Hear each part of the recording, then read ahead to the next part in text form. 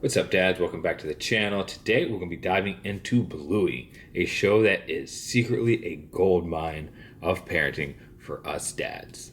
From Bandit's legendary dad skills to Muffin's toddler chaos, we'll be ranking some of my favorite characters from this show and doing it from a dad's perspective. So who's crushing it and who is more of a, well, let's say a bit of a sticky gecko? Stick around to find out. So before I really get into this, I want to go over my format here a little bit. This is not at all an exhaustive list. I've only chosen, I think, about 15 of the characters, some of my personal favorites. So I'm going to do a standard, YouTube tier list, S to F tier. So after I give you my ranking, I will give a little bit of my reasoning why I think they're ranked there, and then just go over like a moment in the show that I think is one of my favorite moments that really helps me solidify why I'm putting them at the ranking that I'm putting them at. And then just let me know in the comments if you agree with me or you don't agree with me. I will say that, this is my video, so I'm right. I'm just kidding. Also, down in the description, I'm going to be leaving some links to some of our favorite Bluey products on Amazon. Check those out. Buying through those links helps us here at the channel with no additional cost to you. So, without further ado, let's hop right into this video. Alright, so it might be pretty painfully obvious here, but I'm going to go ahead and start with Bluey because, well, without Bluey, there is no Bluey. So, Bluey, she obviously, I think we all know, is S tier.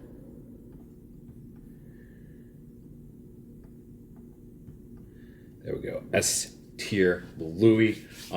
She is the GOAT of pretend play. She is curious, she's imaginative, she's loyal, and honestly, she's just really funny. She is the type of kid that you would definitely want to have in your corner if things were to go down. I think one of my favorite moments is in the episode Ice Cream. The one, Bluey and Bingo, they want their ice cream. Then they want licks of each other's ice cream. Everything goes downhill. They both end up losing their ice cream while Bandit still has his ice cream because he's Bandit. He's an adult. He knows what he's doing. And he tells Bluey something that's a valuable life lesson. And she responds, I don't want a valuable life lesson. I just want ice cream. And it's cute. That's funny. And that's super relatable. But I think it brings up a very good point for us dads that we need to meet our kids where they're at and teach them the lessons that they are ready to learn.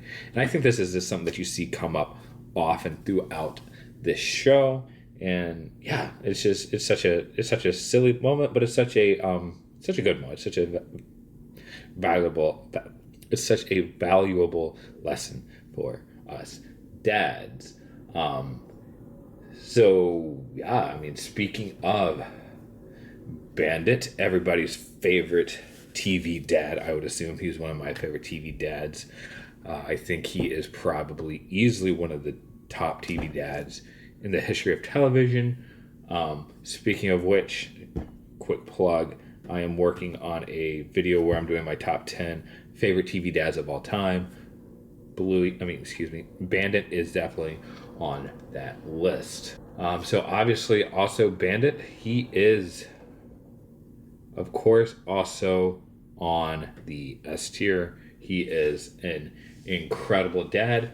No matter how busy he is, he always makes time for his family, for his girls, for his wife.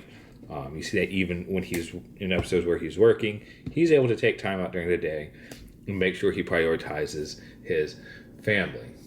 So this one I had a hard time on. What do you choose as one of the key moments in this show for Bandit? This is definitely one that I struggled with. I went to Reddit to see what other people are saying, and I think I finally settled on one, and that is the episode Duck Cake. This has become one of my favorite episodes. It's beautiful. They're making a cake for Bingo, I think it's her birthday or whatever. And she decided that she wanted a duck cake, which is the hardest of all cakes to make. And in the middle of all this chaos of trying to make the cake, Bandit is also dealing with Bluey needing to clean up, and she's being she's a kid. She's responding as you would expect a kid to respond. So he's trying his hardest to make sure she's cleaning up while making the very difficult duck cake. And towards the end, tragedy ensues. The cake is pretty well messed up, makes a mess, and Bandit's about to lose it. Bluey sees this, and this is why she's such a great kid. Very empathetic, very understanding. She steps in, cleans up the mess without being asked or told. She just did it. But then what really gets me is Bandit and Bluey are able to salvage the cake and present it to Bingo. And Bingo is so excited. In spite of the cake looking pretty rough, and it really points out that, like, it's not about how good the cake looks. It's about her dad taking the time to make that cake for her. To paraphrase the Reverend Jesse Jackson, kids value your presence more than they value presence. And I think this episode really, really drives that home. I don't know if the writers had that quote in mind, but it really, really underscores what Reverend Jackson said.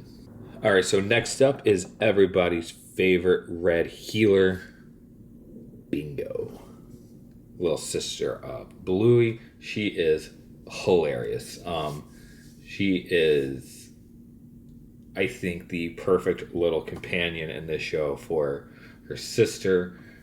She is very kind, energetic, determined, and she's really rather sensitive, which I think you see playing out. And I don't have any siblings. I'm an only child, but I feel like they captured the dynamic of the older sibling, younger sibling, with Bluey and Bingo. And so I am also putting Bingo up here in the S tier as well. She's wonderful. She's sweet. She's kind. She's just everything that you would want in your younger sibling. So I think one of my favorite moments with her is in the episode Yoga Ball, where Bandit is playing probably a little bit too rough than he should be playing with Bingo. Bluey can handle it. Bingo can't, but she's having a hard time vocalizing that, and that's a real thing for little ones, right? They, especially when dealing with your parents, like, how do you tell your dad, like, that's too much, don't do that? And she's really sad, and she's outside laying next to the tree, and her mom comes out and asks her what's wrong, and her mom encourages her, you need to find your big girl bark. And it's so cute just watching her find her big girl bark. But I think it is very important to understand, like, again, where our kids are at and what they're ready for. But then also on the flip side of that, just being able to understand how difficult it can be, especially in family dynamics, to really speak your mind, because, she didn't want to hurt her dad's feelings, but, like, she really was feeling something and was really going through something in that moment. The fourth one we have up here is, of course, the mom, Chili. She too, for me, is easily in the S tier. I think I feel like this is a perfect marriage. I feel like Bandit and Chili really balance each other out. I feel like, as a good wife and mom should be, she is the more level-headed of the two, and we're really able to balance out Bandit. Of course, she's not all business all the time. She does have a great job having fun, encouraging her family to have fun, getting into the shenanigans and games with them. But I think for me, that key moment that really stands out, and this might be my favorite episode, and that's the episode Baby Race, where she is, I guess, for lack of a better term, competing to see if her kid could hit milestones before other kids. And, rolling over, Bluey does great, but as it progresses to other milestones, and Judo just starts, passing Bingo up left, right, and center with every type of milestone. And she just wants her kid to walk before Judo. And this is real. Definitely in our situation, I've seen kids much younger than mine walk way before my kid walked, and that's hard. It's really hard. And so that scene where I forget what it is, like the poodle, like the pink dog, comes over and talks to Chilling, looks her right in the face, and says, "You're doing great."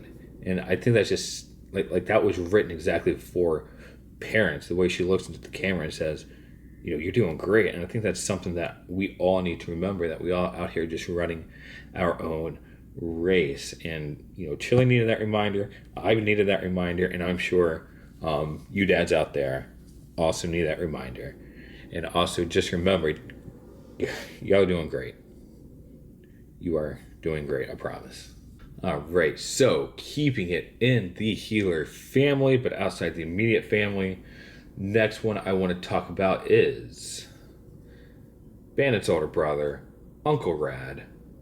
This guy's he's just cool. He's just like the embodiment of cool, but I don't think he quite rises to S tier level.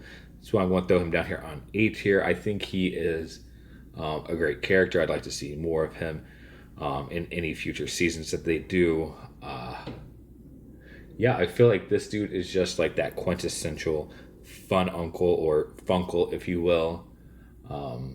He's super laid back. He has that ability to like not sweat the small stuff. I feel like he is like an Aussie, if there ever was an Aussie, right? You know what I'm saying? Like that stereotype that you have of that laid back Aussie surfer, like that is Uncle Rad. So I think that one of my favorite moments with him is in Double Babysitter, when he and Frisky are babysitting the girls, and they're playing the 20 questions game, and the girls start asking Frisky about her, I guess now, ex-boyfriend, and it's getting really uncomfortable, and Rad sees that, and he notices it, and he's able to redirect their girls into another game to kind of like take that pressure off of her. And I just think having that awareness and that empathy is what makes him a very lovable character, and honestly probably why Frisky fell in love with him and they got married soon after that. Like, he's a real cool dude, he's a real nice dude, and so he is A tier in my book. And then so on to the other of the healer brothers. We have Stripe, Uncle Stripe, the other brother here in the healer family. He, for me, is not as good as his other two brothers. I don't necessarily have an issue with him per se. I don't think he's terrible, but I kind of feel like there's a reason Muffin is as out of control as she is. And I think that kind of falls on her parents. So I'm kind of torn, and I kind of hate putting him this low, but I'm putting him on the C tier. I think that he needs to spend a little bit more time with Bandit and learn a thing or two about parenting from Bandit. And maybe can help out Muffy before she gets older and they lose control completely of that kid. But a key moment for me, I think, comes in the library episode where he runs they call it an orange light. I don't know what thing they're like in Australia. I guess that's kind of like running a red light, maybe. I don't know. And this whole thing devolves into him calling Muffin the most special kid in the world. And he says it without caveat. And that kind of sends like the wrong message to Muffin, and as she goes over and plays with her cousins, she is completely out of control, completely unwilling to follow any rules or really play within the guidelines of the game that they're playing, and it really stresses out Bingo and Bluey, and rightfully so. And I feel like Stripe just lets that go on too long before he sits her down and talks to her and says that, like, to your mom and I, like, you're special. To the rest of the world, you're just another kid. And I think that's, I think all of us who love our kids, we think that they are the most special thing in the world. and they are to us, right? As it should be, but we should also balance that out with, like, just because you're special to us doesn't mean you're special to everybody. You can act however you want to act. And yeah, so that's for that reason, C tier for him. And then also on Trixie, his wife, I mean, I kind of feel like she is the same, honestly. Like, I'm going to throw her down here in the C tier as well. Not terrible, but like, come on, guys. I think you can do a little bit better. She is a lot of fun.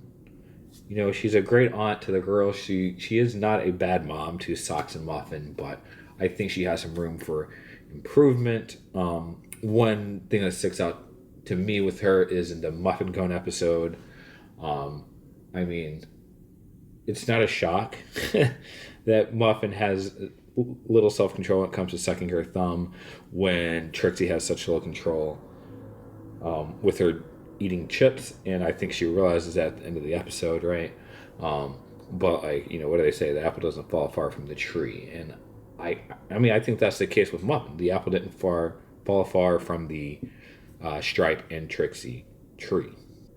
Speaking of Muffin, she is, well, she's Muffin. I feel like, from what I've seen online, she is the most divisive character on this show. People love her or they hate her. Yeah, I mean, she is definitely like chaos embodied, to say the least.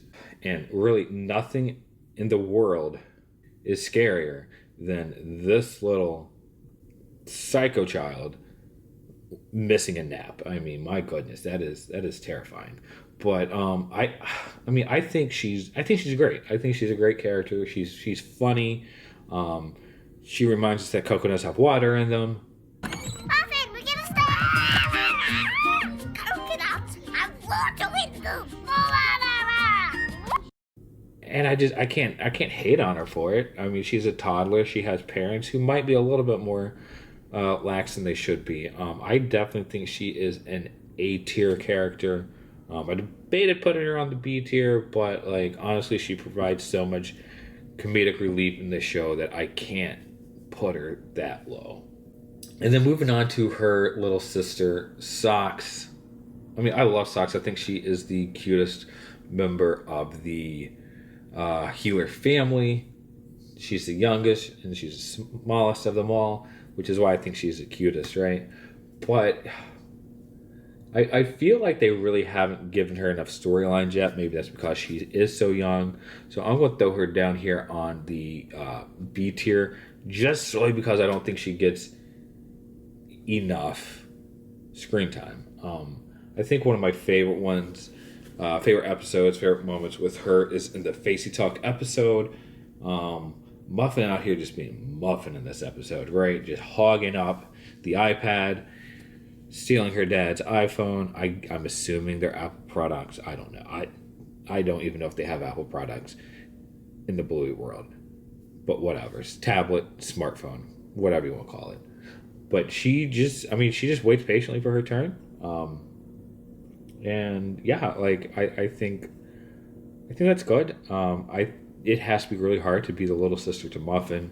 I kind of feel like maybe she gets, I don't know, she might feel left out sometimes. And I'd like to see that maybe, you know, explored more in the future season of Bluey, which I hope comes soon because I need more Bluey in my life. And then, so next up, I'm going with Nana Healer. I love Nana. But at the same time, like, I'm very confused about where to put her. I've debated with myself back and forth between A tier and B tier. So I think I just might kind of like put her in between. Like, she's a B and a half, like a B.5, if you will. She's old school. To say that is an understatement. She definitely has some, you know, antiquated things that she does. Going back to Baby Ray's, putting oil on Bluey's knees, right, so that she can't crawl, she has to walk. That's, I mean, I guess that works. That doesn't mean you should do it. But I think, you know, all in all, she means well. Yeah, it's just not how we do things, I guess. I don't know. Maybe you do. I'm not here to judge. We listen and we don't judge, right? Yeah. I think one of my favorite episodes with Nana is the handstand episode where it's at Bingo's party and Bingo's trying to do handstand and no one's paying attention to her. Meanwhile, Nana's out here trying to help because, like, Nanas want to help. Nanas want to be involved. They enjoy helping their family and serving their family. But everybody's telling you, no, Nana, no, we got this. You just go relax. Nanas don't relax. She tells you that, right? Nanas don't relax. They're not good at it. And I think it's something that we need to keep in mind, that our parents and, if you're lucky enough to still have your grandparents around, they want to be involved in things. They want to do things. Maybe they can't do what they used to do, but they still want to be able to do things. And I just think it's very important. And I'm glad that the writers put that in there because it is something very important to keep in mind. We want to do stuff for our parents, of course. Like, we love them and we want to take care of them, but like, they feel the same way. So let's try to not forget that. So moving on, getting into some of the other characters out here outside of the healer family. I know I didn't do everyone on the family tree. That could come in a future video. Subscribe and wait and see. But I want to do Jean-Luc next. I love Jean-Luc. He's a great character. I loved the camping episode. He is easily an A-tier character for me. And here's why. He's such a great friend. The entire episode, he and Bluey are playing, and they're not even speaking the same language, right? He is French Canadian. He's only speaking French.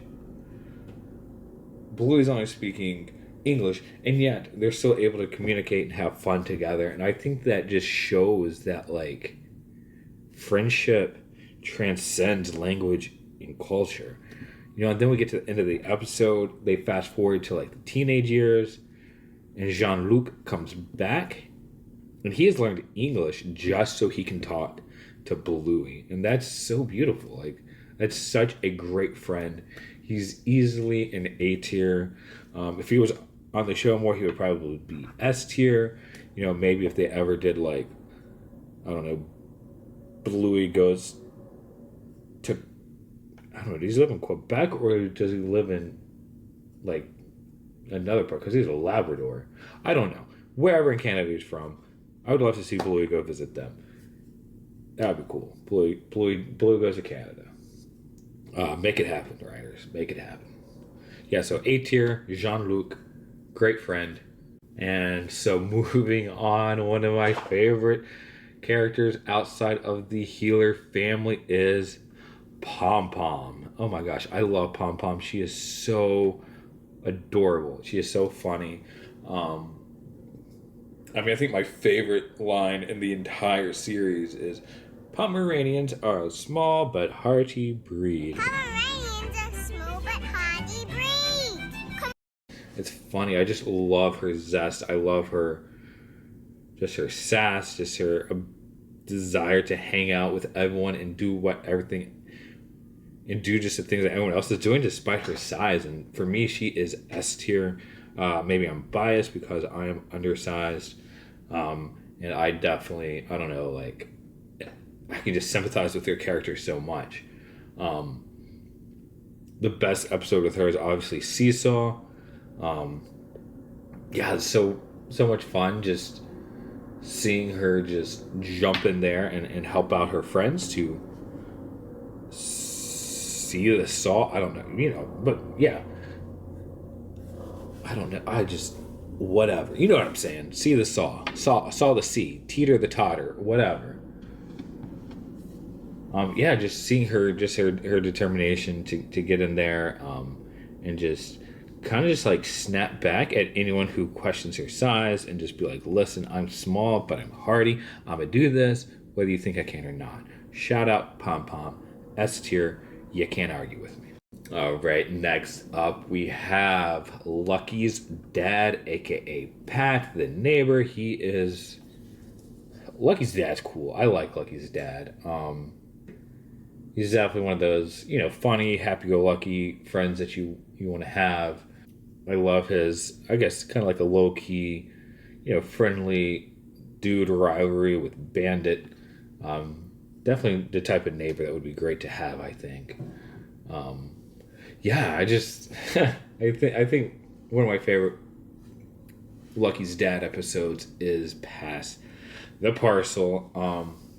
The way he, yeah, just, well, before I get into that, I will just say that I have put Lucky's Dad, up here on the B tier. That's in large part because of Pass the Parcel. I mean, I guess it worked out in the end. But yeah, it took a little while for that to work out. He definitely, I think, he rocked the boat. Trying to do the old school rules for sure. But I do think it is an important thing to think about, an important conversation to have when we're balancing the old school ways versus the new school ways. We don't want to raise a nation of squibs, as he says. Put my foot down, Janelle. We're raising a nation of squibs. But man, I don't know. But it worked out. It worked out. And I think that's probably at the end of the day what matters is that the whole thing worked out. But, upset a lot of kids.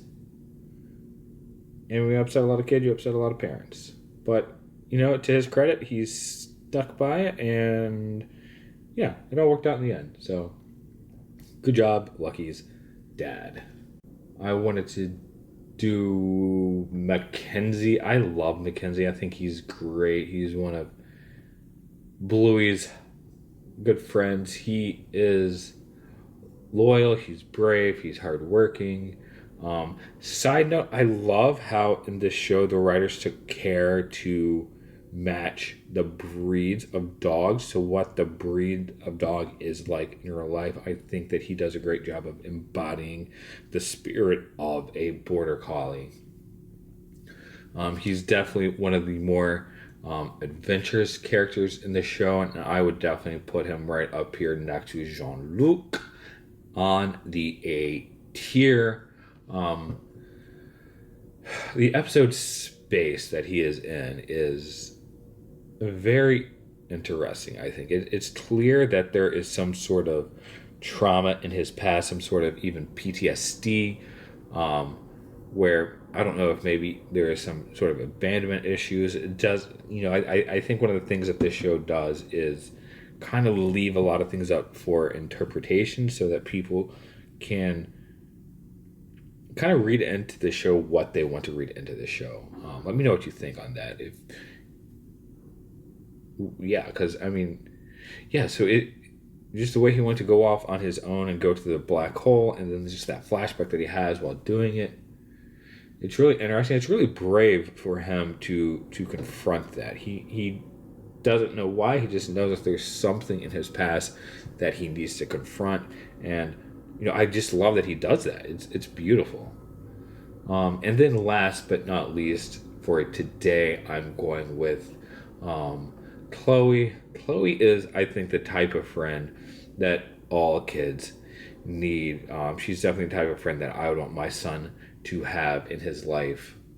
She's very kind, she's gentle, and she's so smart. Again, I feel like she's a Dalmatian, right? So I love her in the episode Octopus, where she plays Octopus with Bluey and Bandit, and then goes home and tries to get her dad to play it, and he's not as into it with her, and he's kind of arguing some of the points of what octopi do and don't do.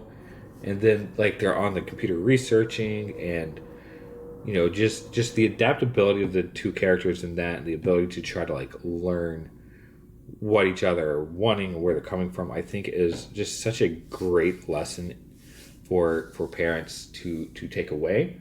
And then just being able to take that game and adapt it and make it more fun, and just the way they learn about other sea creatures and incorporate those into the game, I think is really cool. And I love that episode. And I just love to see, Chloe's interaction with her dad and Chloe's interaction with Bluey when they play the game at her house, and just how they just kind of expand it and adapt. I think, one thing is that I think we could all do well to learn and to teach our kids is how to be adaptable, how to just kind of roll with things and take things and I don't know. Yeah, just adaptability is a very important thing to learn. All right, so that wraps up my Bluey tier list. Like I said, only a handful of characters. There are so many more. There's so many more that I want to get into and kind of dissect. Now it's your turn. Who are your S tier Bluey characters, and who do you think are more of a sticky gecko? Go ahead and let me know down there in the comments. I've done some links down in the comments for some Bluey products that we enjoy. Dads, get your Dad Gang hat. Link down in the comments. Every dad needs to be wearing one of these so we can see who out there are dads and in the Dad Gang, so we can be out there supporting each other. If you enjoyed this and want to see more dad comment, go ahead and hit that like button, let the algorithm know. Comment, subscribe, turn on that bell to get notifications, and I will see you in the next video.